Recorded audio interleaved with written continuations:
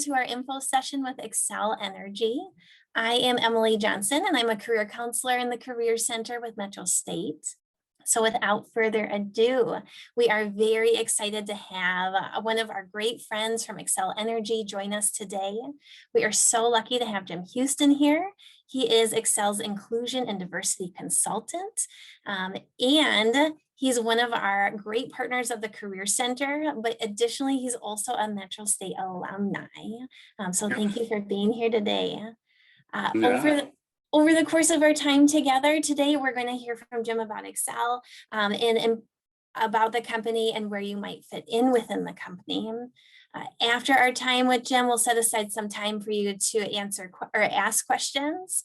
And so as we're meeting today, start putting those questions in the chat or writing them down so we can answer them during the Q&A time. And then before we wrap out, we will give you some more information about upcoming opportunities that we want to make sure you're aware of and can take advantage of. All right, with that, Jim, you have the full stage. I will spotlight you and thank you for being here today. Yeah, thank you. My pleasure. And I really do appreciate the opportunity to be in front of everybody. I'll just do a quick intro and then kind of go into some slides that I have, and then I'll just talk about the company in general. So yes, my name is Jim Houston. I'm an inclusion diversity consultant with Xcel Energy. I started with the company in May of 2018 as a recruiter. I joined the day after my birthday, actually. So I was a recruiter for a couple of years, and I've known Emily for a long time, so I've really been in the workforce development space, serving people with disabilities and criminal backgrounds, and just had the opportunity to do this from the employer side of things, which is something I've always wanted to do. And so the focus of my work is generally connecting with schools, connecting with student organizations and professional organizations to build relationships between those orgs and our hiring leaders, with the hope that we can encourage more diverse candidates to apply. And at that point, what I do is I get involved to make sure that the people that do apply, assuming that they qualify and all that, can get in front of hiring leaders. And I'll go a little bit into what our hiring process is, but that's essentially my role, just building relationships, making sure that Xcel Energy is connected to diverse communities, and really ushering people through that hiring process whenever I'm able to, and then also looking at working with hiring leaders and business units to think more broadly about how they promote positions, how we use language, how we think about where we're recruiting from, and things like that. And just a never-ending, pile of things to do, especially in the diversity space. So I just appreciate everybody being here, and I'll kind of dig into it now. We are in 8 states, Minnesota, both of the Dakotas, Wisconsin, Michigan, New Mexico, Colorado, and Texas. I think that's 8 states. And we have 3 million electric customers, about 2 million natural gas customers. So in some areas, we're center point, if that makes sense. Our main headquarters are in Minneapolis. We have about 20 floors between 2 buildings. So we have 401 and 414. I think 414 has been in that spot for a long time. And then we recently built the new building in around 2016, 2017, right across the street. We're also in Denver, Colorado, right downtown.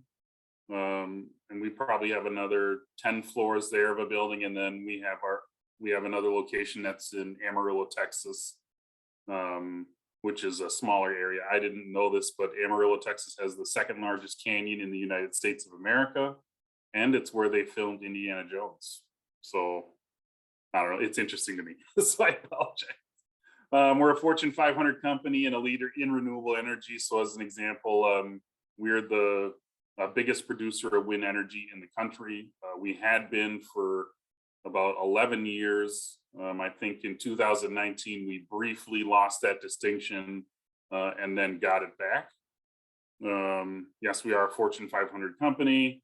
We're the first major U.S. energy provider to announce an aspiration to serve 100% customers with 100% carbon-free electricity by 2050. And that is a really big deal to us. And this is the way we look at it. We know how to get to 80% carbon free by 2030. That's something that we've already figured out. That extra 20% and how we get to 100% carbon free by 2050 is, I don't want to say it's up in the air, but we don't have all the technology required to get to that 100% carbon free quite yet. And a big push of what we're doing in this space is that, you know, we need people who are in the engineering space, in the finance space, in all these areas that impact our company. We're going to need them to help us figure out how to get that extra 20%. So we don't quite know how we're going to get there yet. We have some ideas, you know, looking at hydrogen, and obviously nuclear power will always be a part of that process. But then, you know, thinking about battery storage and how we can expand wind production and hydrogen or hydroelectric power and things like that. All that's going to be a part of getting to that solution. But if I've learned anything about working here, we have a lot of smart people who really care about this issue, who are working on the problem. And I think even looking at, you know, people who are coming out of school, they're very excited and very enthusiastic about, you know, clean energy and a carbon-free world and stuff like that. So I have no doubt that we're going to be able to get there. And this is just more examples of how we get, you know, how we're going to get to that space, you know, adding thousands of megawatts of wind and solar power. You know, natural gas is something that we've converted a lot of our coal plants over to. I live out in the Burnsville area here in Minnesota, and I live right by Black Dog Power Plant. In the past couple of years, you've seen their smokestack get locked off because we're not a coal plant there anymore at Black Dog. And I've been able to tour the facility, and you can see that inside they have, you know, 3 or 4 boilers that they used to use in order to burn off coal to produce energy. And just to give you an example of like the footprint of these plants, if we were to build a new natural gas plant, it would probably take up about 2/3 or a third of the footprint that a typical coal plant would. And in our plants, when most of our plants are located on bodies of water because we have to cool stuff and things like that. With all our facilities, we have to return the water to the river in the exact same condition that we got it, if not better.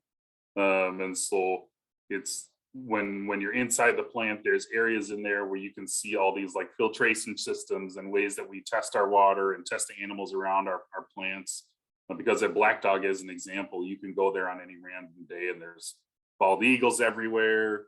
We have a fish chute for fish that get caught up in the water that we use. We're able to send them back to the ocean, to the river and stuff like that. So it's something that clean energy and how we care for the environment is a really big deal for the company. Just here's some career opportunities. And I would say we're just like most major companies, you know. Operations side, we have distribution, transmission, and energy supply. Gas is another area. And then corporate side, you know, marketing, HR. You know, we have our legal team. I'm thinking on my floor is all HR. We have the communications team. And so just like any major company, we have a really wide swath of jobs that people can obtain. I got my degree in criminal justice from Metro State. We have a security team here. Obviously, we have to do a lot of backgrounds. Securing power plants is a big business. And so when you go out to our nuclear facilities, we have armed guards and things like that in those spaces. And so even for folks that are graduating out of the criminal justice program, there's opportunities at Xcel Energy.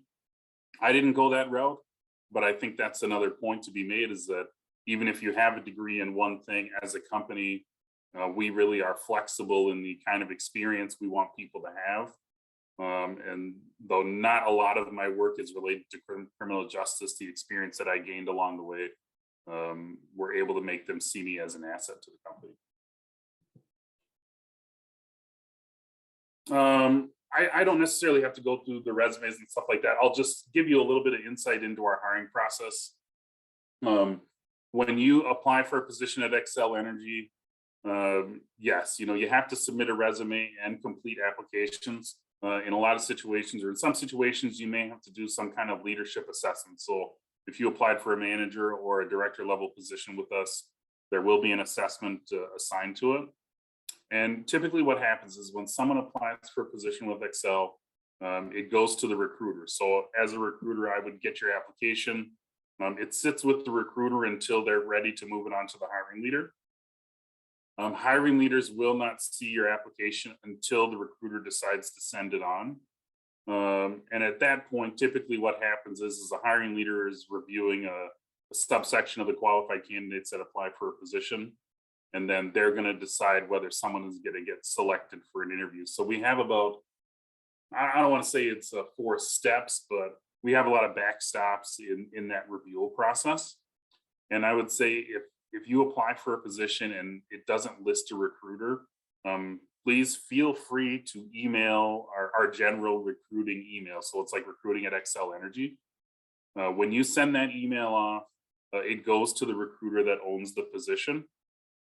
And I know from working with their manager that they really do encourage people to reach out, and they do ask the recruiters follow up with candidates because it's not easy to hire people, even if someone is a great candidate, even if someone comes off as the best candidate, it doesn't necessarily mean that their salary expectations are in line, or, they'll be able to get through background and all that stuff. And so make sure that if you're interested in a position that you are reaching out to that recruiter and trying to build that relationship, because it is really difficult to go through that process. We're in the middle of going through it for someone on my team right now, and we've probably interviewed 10 people. And even though we think we have a great candidate, talking to my boss today, it sounded like the salary expectation was going to be a hang up, and it just creates a lot of challenges.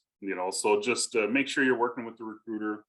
And just like a couple other tips in our space, we ask for salary requirements for a lot of positions. We post our salary ranges for our positions because we're in Colorado. Colorado requires that all positions have salaries posted.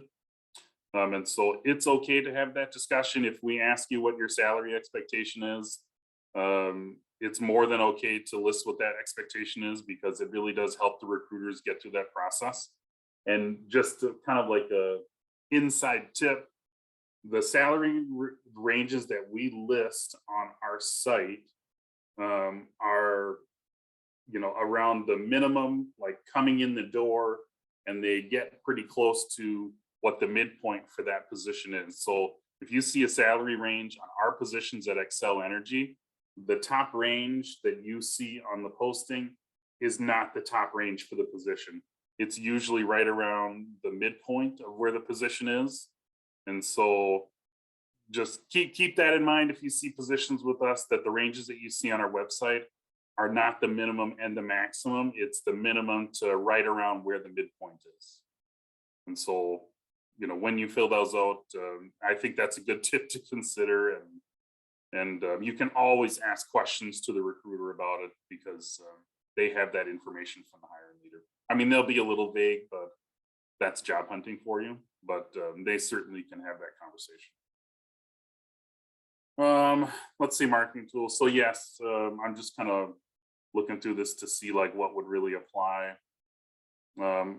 I don't know if this information is important to everybody, but like as a recruiter, making sure that when you send a resume in, that it really does apply to the minimum requirements. That's another thing that will trip people up. And I don't know what it's like for other companies, but we are not allowed to forward anybody through unless they meet the minimum requirements for a role. And so when you apply for positions with us, if you have any questions about whether you meet the requirements or not, feel free to shoot me an email. Feel free to reach out to the recruiter to make sure that you're hitting them, because they won't send you through unless you do. And in some cases, having a conversation or being able to describe, what your experience is certainly can help with us. I've had that come up a lot of times when I was a recruiter, that, it doesn't look like someone meets the minimums. So we get on the phone, have a conversation, then we're at least able to describe that to the hiring leader, and let them know, like, why something may apply that doesn't necessarily look like it's right in line with what's going on with the job description. Yeah, and yeah, it's true. Our recruiters, each of our recruiters usually carries a rec load of about 50 positions right now. When I was doing recruiting, we were in the 30 to 40 range, but right now it's really high. So our recruiters are busy, but I would still say that would that would even be a bigger help when reaching out to them and talking about your own application, because it will keep you on in the front of their mind. But just know that when you enter that process with our company, like, our recruiters are pretty swamped right now. And it may take a little bit for them to get back to you. Typically, we like to have jobs close in about 60 days. It doesn't always work like that. But again, don't feel bad about reaching out to our recruiters and just saying, hey, checking in, just saying hi, reminding you that I applied and stuff. I will say, when it comes to like interviewing with us, we use the STAR method. I don't know if you all discussed that here at the school, but the STAR method is it for our interviews. We typically have a template of questions that we can pull from. And our hiring leaders score everybody on a 5-point system. Scoring the highest doesn't necessarily mean that you'll be the candidate that's chosen. But I would say, my advice after just going through this process this morning is that, be prepared. Hiring leaders are always impressed by people who know stuff about the company. And so, like, asking about our carbon free, emissions like goal and stuff like that, that's gonna endear you to whoever the hiring leader is. Having applicants that are curious is always something that impresses our hiring leaders. And then I would say, like, being in an interview is a space of vulnerability. And so I think that, like, this is just a general idea, but like, it's okay to let people know that you may be nervous in this process. Our hiring leaders are usually pretty good and understanding about, what makes people nervous when they go through interviews. I mean, everybody goes through it, I think. And so I think with us, like, I've noticed that the people that have the most success in getting through this process are the folks that are authentic with how they feel, whether it's nervous or they're confident, as long as they're authentic in that process. Being curious about the company and really digging into that STAR method, and like having concrete stories about things that you've done, how it can apply to our company. Those are the folks that get through. I think if you go in unprepared, our leaders will be able to see it. I think anybody would, like, if you're not sure of your answers and stuff. So, take the time to go through that process. And again, like, I try to make myself available to candidates whenever I can. So if anyone has questions about our process, do not hesitate to reach out. I will answer whatever questions I'm able to. Yeah, this is just more information about the STAR method. Yeah, situation, topic, all that stuff. What were the results of your outcomes? So I think those are pretty standard across the board. And so that is the end of like that part of the presentation. So what I can do now is kind of talk about my experience as an employee at Xcel, and just some of the other things that we offer. So I am used to working in nonprofit environments. I've never worked for a giant company before and was extremely nervous about switching over to corporate America. I'm used to serving people and being around people who are really like salt of the earth, down to earth kind of folks. And I was nervous that I was going to go into this place and it was going to be sell, sell, sell all the time. And we got to make people pay for power. And that's pretty much it. And that's not who we are as a company. I found out pretty quickly that, because if you live in the city of Minneapolis, I'm not an Xcel customer, but if you live in the city of Minneapolis, you're sending us a check at the end of every month. That's how it goes. And I think that as a company, I think we do a good job of recognizing that even though we are the main power provider, it doesn't necessarily mean it's always going to be that way. And so we're a very service-minded company in how we think about our customers. I mean, granted, we like to raise rates and stuff like that every once in a while.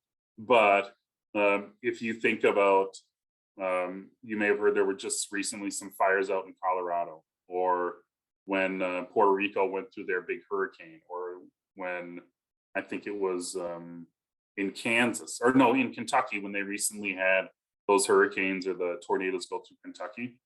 Our linemen, our line workers are on the job. They get sent. There's a agreement that states have and power companies have about this type of service. And anytime there's some kind of natural disaster, our line workers are on the job. They're heading to these sites that are not our service territories, that we would never work in unless there was some kind of an emergency. And it's a huge part of our culture, you know, like we sent folks down to Puerto Rico. No, it may seem like a nice place to go for a vacation, but when you lose your infrastructure and you lose your power structure, that needs to be brought back online as quickly as possible. And line workers and being a line worker is a pretty rare job. And so being able to send people all this way to help out is a big. And so our BRGs are designed to serve Xcel Energy as a business. So it's not just like a social group, although it's certainly part of it. As an example, the Pride Alliance, which is our BRG for the LGBTQ community, they administer the Human Rights Campaign survey every year. So if you're on LinkedIn, you may start seeing companies coming out saying that they scored 100 on the Human Rights Campaign survey, and everybody's celebrating it. We are no different. We just made a post on LinkedIn, but our LGBTQ, our Pride Alliance, are big pushers behind that. Also as a policy, so we also cover gender transformation surgery through our insurance, and our Pride Alliance BRG are the ones that spearheaded that campaign, that made that come to light with our company. And so that's what our BRGs are there to do. They're all pretty robust groups, and they like to meet on a monthly basis. We also have a Council of Inclusion and Diversity, or Council of Diversity and Inclusion. It's kind of like our governing board over the BRGs, that gives us kind of support from the top to make sure that we have things lined up for what our BRGs want to do. And also just another example of some new things that we're doing. So we just started a career launch program, which is hopefully something we'll be able to do another info session on. But what it is, it's for recent graduates. So if you're a senior who's going to be graduating next May or next December, what this program is, it's a 2-year cohort where you're doing 6-month rotations in 4 different departments, getting exposure to our executives and senior leaders in the company. It's with our customer care and innovation team. And what it is, it's just like a learning experience that's not an internship. So you come on, it's a benefit position. I think it pays between 55 and 60 grand a year. But you spend those 2 years working within 4 different departments that you kind of get to choose with different leaders, rotating every 6 months, and really just kind of building up your skills, learning as much as you can about the business. And then our goal is to convert all those folks into permanent employees once they're done with their rotation. It's the 2nd year of the program that's coming up, and we've really done a good job of hiring some really smart candidates. So hopefully in a couple of months, we can have a conversation about that here and get some folks from Metro to apply. And as a heads up, the manager of talent acquisition is also a Metro State graduate. Yeah, her name is Jamie Mailer, and she really does. She is very similar to me, like went through school later in life and graduated, and it made a huge difference in her career choices. So that's some good information to have there. And so, yeah, I mean, I think as a company, like I'm really happy working there. Working at nonprofits has always been my passion, but the transition over to a company that makes billions of dollars a year is really cool. And, money is a big part of it. Now, we don't pay as much as like Target and Best Buy and things like that.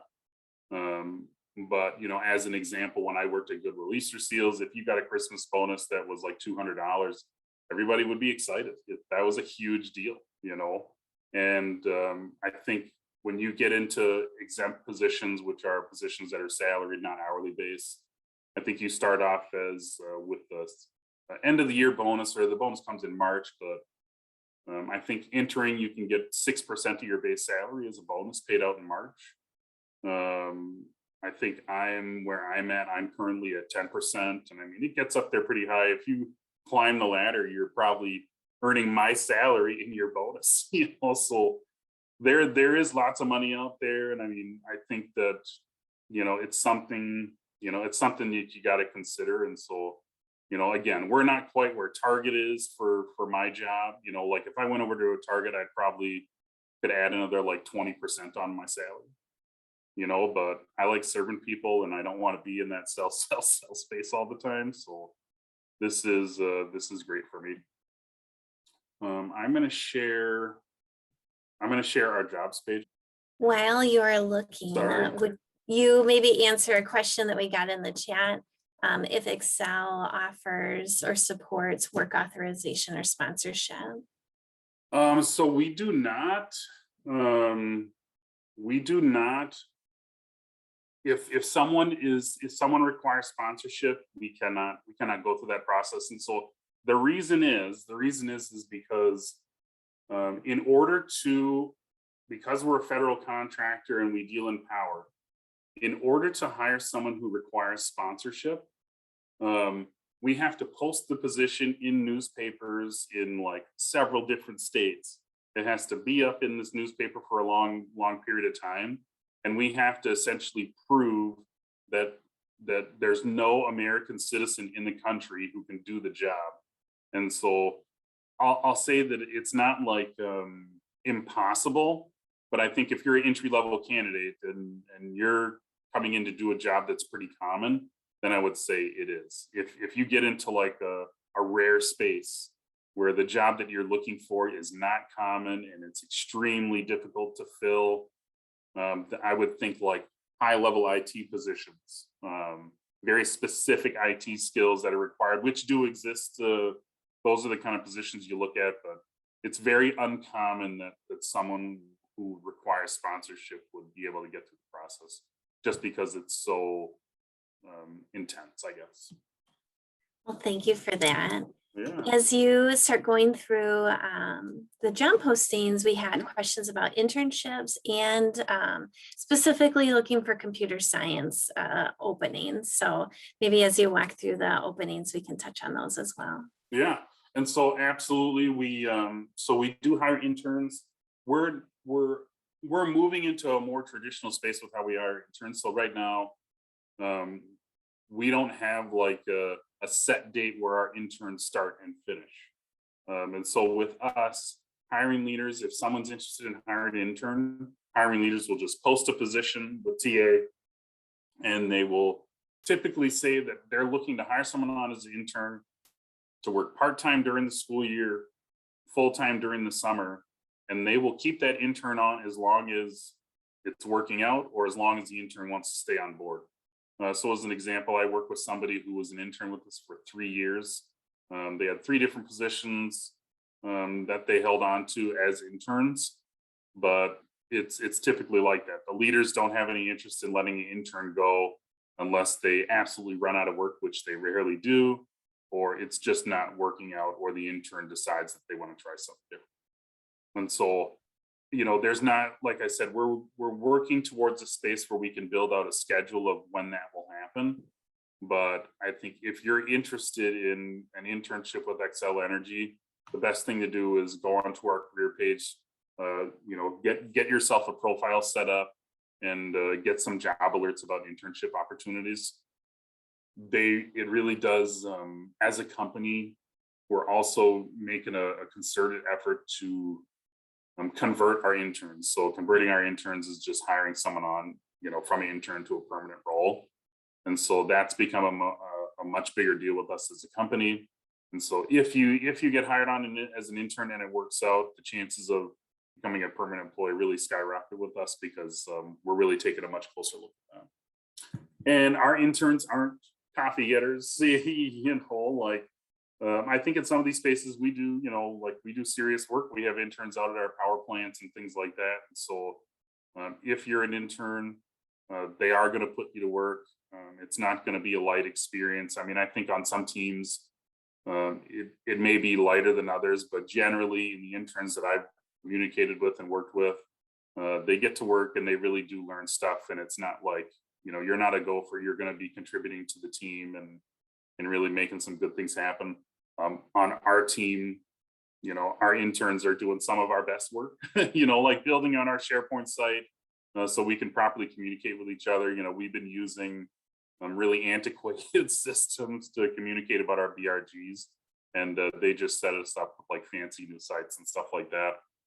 We have another intern who really helps with the career launch program and making sure that our BRGs are connected with different student groups around the country. And I mean, to us, that work is invaluable. So yeah, interns would really get to do some cool stuff.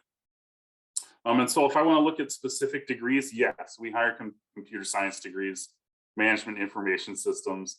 Like I don't think that we're an energy company, but a lot of our work that we do is tech-based. I mean, as an example, if you went to our power plant that's in the Black Dog power plant is a perfect example. It's a huge facility. And when I first started working, I went to the High Bridge plant, which is located in downtown St. Paul. We were walking around the facility for like an hour. And finally, I said to this guy, like, where is everybody? Where are all the people? This is a giant power plant. I should be seeing people, because we didn't see anybody else but our tour guide for like the first hour. And he was like, well, the reality is that this power plant that powers, hundreds of thousands of homes requires maybe 10 people during the week to operate the entire facility. And on the weekend, they can run it with about 3 people. So a lot of our work is tech-based. A lot of our work is computer-based. If you were to ever take a tour of our downtown offices, we have like a control room. As you can imagine, it looks like, you would think what NASA would look like. It's just a giant wall of lights showing where all the power is going, where it's not going. And it gives folks the opportunity to kind of reroute it. And we have, floors of engineers, floors of IT people. And so absolutely computer science is a degree that we hire for. Yes, internships for management information students. Absolutely, it's something that we have. I think that we look for management information systems degrees for the career launch program as an example, but we absolutely hire students with MIS degrees, lots and lots of them. And I will say this, as an example, like if anyone ever has an interest in moving to Colorado, cybersecurity is where we do most of our cybersecurity work in Colorado. Cost of living is a little bit higher than it is in Minnesota, but we get a lot of people that go back and forth between the two. International business. I mean, I think Tara, I saw your question too. I'm just going to start touching on the questions if that's okay.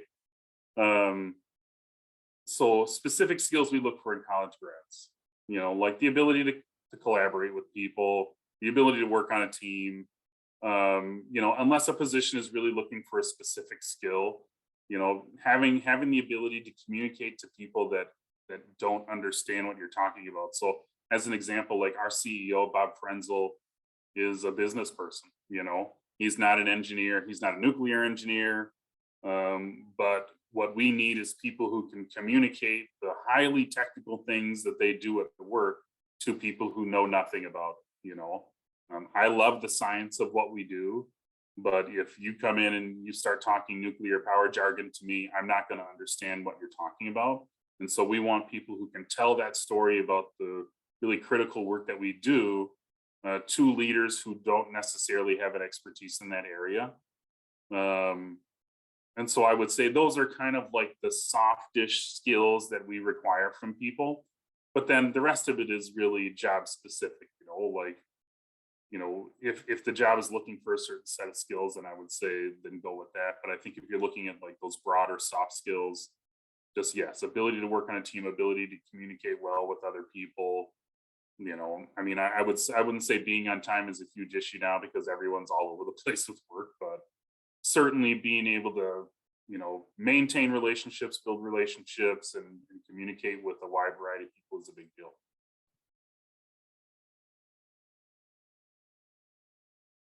Hybrid model. Right now, we're still at home until March. We are going to a hybrid model for some of our positions. So each position is categorized as critical, non-critical, and that means they need to be in the office or they don't. My job is not need to be in the office, but when we go back, we're looking at 2 business days a week. Teams are able to kind of set their own guide, but our chief HR officer said that 2 days a week is about the minimum that we're going to look at for people coming in. My team is like 1.5 days when we go back. Our boss is very understanding.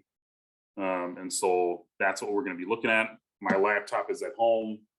You can get an extra monitor to work at home if you need it, but I never have. And so, yes, we're doing hybrid model. And I will say that, you know, as a company that's really safety minded, we keep pushing that, return day back. And I don't think that they're going to open it up until they feel confident that our employees aren't going to get sick. You know, so that's how we're going to look at it. Kim, you said each position is defined by critical or non-critical? Is that Yes. on the job posting? So would people get that information? Well, they wouldn't when see they it look on at the job posting. They wouldn't see it on the job posting, I don't think. Let me see here, actually. Let me look at, here, let me close the chat. You might be able to see it. I'm looking at my page here. Yeah, so it doesn't say. So this would be more like an internal piece, but you can always ask the recruiter and have that conversation. So again, here's an example of the starting base pay. That range probably went above midpoint. But what they show there is what the hiring leader, this is saying what the hiring leader is willing to approach with the top side of their salaries. Full-time, yeah, upstairs. Okay, I'm just looking here. Yeah, so internally it's designated as critical or non-critical, and it's not, and it's really about when they say a position is critical, it's like, do you need to be in the building or not? You know. And so our IT department is very large. We're a 12,000 person company, and so it's not like IT functions are all housed in one space. They're spread out between different departments depending on what the needs of the departments are, because, you know, like our power plants have their own needs, corporate has their own needs. And so, no, I don't know what the size of the IT budget is, but it's a large department and we're constantly hiring for folks. So this is something else you'll see here. Looking at the top, so it says locations, Denver, Minneapolis, or Texas, or Wisconsin and Eau Claire. So a lot of our positions you can do from any location, you know. And this was even before we went over to COVID. When I got hired on as a recruiter, my supervisor was working at a Denver, you know, and so that's really something typical. So if you have a desire to live in Eau Claire, Wisconsin, you can for some of these jobs. Nothing bad against Eau Claire. I like Minneapolis, and if anything, my only other choice would be Denver to get slightly less cold weather. And so this is kind of like a high level position here. But again, just this is what they look at, you know, so matches in technology, science, business. So it's still pretty broad, or 4 years of experience equivalent to the role. And so for an education piece, that's a little confusing now that I look at it, because they're asking for 4 and 10 years. But if you didn't have a degree, what I think that says is that if you didn't have a degree and you have all this, you know, the 10 years of experience, the 4 years would be included in that number. And we have a lot of positions that are like that we're saying, okay, yes, a degree is needed, but if you can kind of flex your skills and show that you have the experience, it may not be related. So like if you had a totally unrelated degree, but still felt you were a good fit for this role, you could still apply. And so, yeah. And So we've had a number of questions come in through the chat that you've kind of addressed individually about, do you have MIS or computer science or finance? You also mentioned that there's a way that you can create an account and explore career options. So I wondered if you could maybe dig into that a little deeper, because what I'm assuming the job postings that are there today, there may be new ones next week or next month that our students might be interested in. Yeah, every single day. So every single day there's new postings up. Our recruiters are always getting requests from hiring leaders to pull positions up. So But basically what it is you can go in here and create your own individual profile. And what it'll allow you to do is, God, now I want to know what my profile password is. I'm gonna stop sharing for a second. But basically what it allows you to do is go in and build a profile out and select the kind of jobs that you're interested in. And then you'll get email alerts. So like I do the same thing through LinkedIn. If you have a profile on LinkedIn and you've ever set up job alerts there, it's pretty much the same thing. Though you won't be getting spammed for jobs that you're not interested in. So, like I'm on LinkedIn, I always have a diversity inclusion job alert set up for myself. You do the same thing with us. You can even do that through LinkedIn if you want. It'll still set your profile up. But what the profile does is basically it allows you to be searched in our system. So like I'm able to look up candidates by name once I get into like our recruiting system. And that's really what it's for. I think the job alerts and stuff like that is really good for being aware of what's coming out. And you can set it up so you can get a new reminder every single day.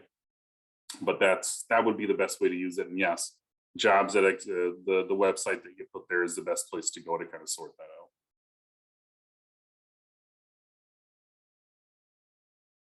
Okay, so yeah, so this is our internships page. And what I basically did was you can go into explore careers and select any of these. So field and skilled labor is going to be more of our union roles. Customer care is going to be our 2 contact centers that are in Amarillo and Eau Claire, Wisconsin. We also have a smaller contact center that's here in our downtown office for our internal employees, so our HR service center. And then the customer care team is basically everything that's customer facing. So a lot of that happens in our corporate office downtown Minneapolis. Our chief customer care officer is based out of the Twin Cities. And that's all like how people deal with the app and things like that. We have mountains of engineers here. So I think that's pretty obvious. And what our engineers doing are building out our software systems and also like working on site at our plants, working on site at our transmission lines and things like that. And so if something goes down, we're actually sending people out to engineer solutions on the spot. I'll use an example of we have a refuse plant, which is a plant just burns garbage to create power out in Mankato. And it's an older plant. And so things go wrong there all the time. And they have a soda pop machine from like the 70s there. It still operates and functions because they're all electrical engineers and they can all just keep rebuilding the machine over and over every single time it breaks. Okay, so here's our internship opportunities. Let's see, so here's finance, accounting, summer intern. So this, I would say this is more of a rare one because it says it's a summer 22 internship. This is just, so yeah, I'll let you all look at the position summary if you want. And again, looking at the minimum requirements. So this is another thing that can trip up interns. When they say sophomore status or higher, it's a concrete thing, So if a freshman wants to apply for this position, they will likely get disqualified pretty quickly because they're not within that range. Commuting to the corporate office, and it all depends on how often someone's coming in. Not all of our interns are going to be coming in, 4 or 5 days a week. So it really depends on the team. I think with the CFO team, you won't have an issue going in more than a couple days a week. But just, yeah, like if you're in the Denver area, maybe living in Boulder would be tough because that's like a 45-minute drive to get in every day. But in Minneapolis, it's pretty close. We're just downtown. And so, maybe it's not as difficult, but just a way to think about whether it's a good fit for you. Yes, full-time during the summer. These minimum requirements are really pretty basic, but what they would be looking for is they would look for someone who has a degree in accounting. And what I know of this team is that they want people to have a combo. So they don't want just straight accountants who are only going to look at numbers. The best candidates for this role are for candidates who have an interest in accounting and the MIS, the computer systems, management and information systems. Those are the candidates that they really look for. And that's been a recent change, but it's something that they're trying to promote it as like accounting is just not just number crunching. It's really there's a lot going on, and we have a lot of like finance stuff that we have to deal with. So the candidates who are the most successful are the ones that have that MIS and accounting or finance interest. And what they don't, go ahead. I was just going to say, we have another question in the chat that I think Yeah. might be a really great way to wrap up our session together today. Okay. And the question was to ask you about what is your favorite part about working for Xcel? Yeah, my favorite part about working for Xcel is I feel like I'm helping. I feel like I'm giving back, even though I'm working for a big company. I really do feel like I'm making the same difference that I used to in a different way. You know, like for me personally, that's where it's at. You know, if I can't give back, if I can't provide some kind of service to the community, that it's not worth it for me. And I honestly feel like every day that I go into work, that's exactly what I'm doing. And if I didn't feel like that, I would move on. You know, it really is a service. You know, like service is a big deal in the company. I work on a team that's super cool. Like I've never felt unwelcome. I've never felt isolated in my work. You know, and it's not like that for everybody, because we have a lot of people that work in the field and a lot of people of color do get isolated. But for me, I've never felt that way from my company or from the top down, you know. So I appreciate the opportunity to work in a space where I can feel welcome and give back and stuff. It's a huge deal. Thank you for sharing that, and thank you for the last 50 minutes. Yeah. I am just in awe of how much information you have to share with us because of all the great opportunities within Xcel and how much you just really value your employers. So thank you for that. Yeah. I know our time together is just not enough.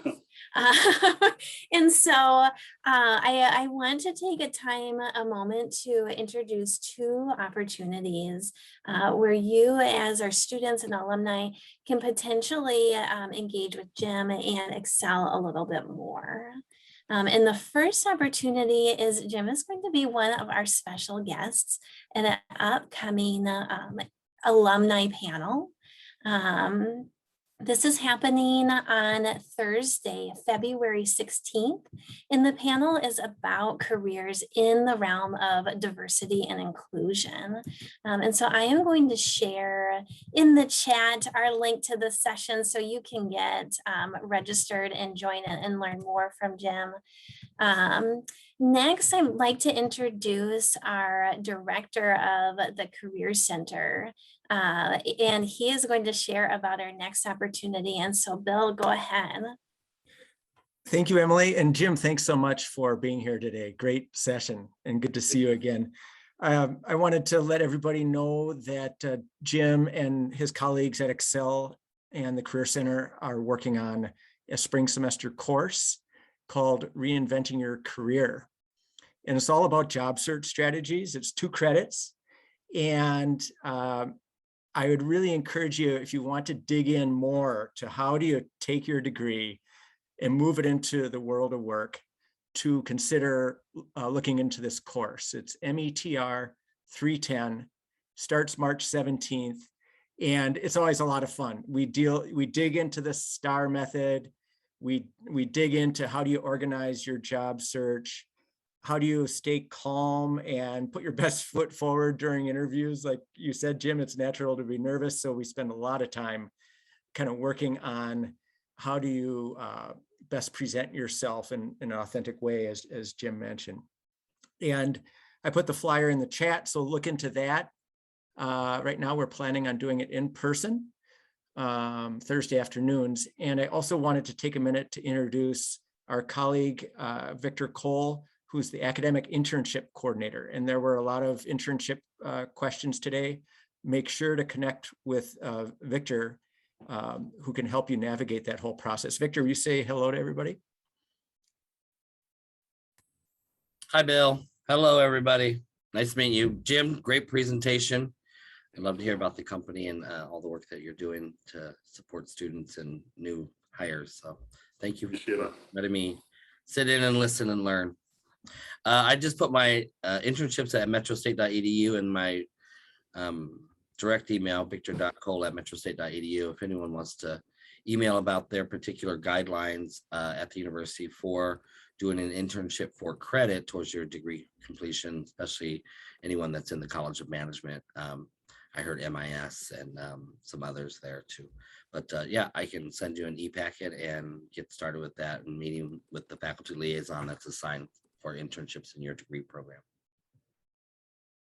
Thanks. Thanks, Victor. I want to thank everyone who joined us and just emphasize that within the Career Center, we have lots of opportunities we want to support you with. So I'm so thankful that Jim, you covered the STAR method when it comes to interviewing and some tips and tricks for resume writing. We can help you polish those documents so that when you do reach out to the recruiter, you know that you're feeling like you put your best foot forward. And so in the chat, so lots of things to grab in the chat before you sign off today. I've also added our Career Center website, our email for connections, and our Handshake login. So Handshake's our online job board where you can learn about great opportunities like this and opportunities with Xcel that they're posting on our Handshake site. That is what we have for you today. So I'd like to ask everyone to give a big round of applause to our special guest, Jim. Thank you so much for being here and representing Xcel and also just representing the amazing things that Metro students and alumni can go on and do. Yeah, my pleasure. I really appreciate it. And thanks for having me. I hope to see everybody again.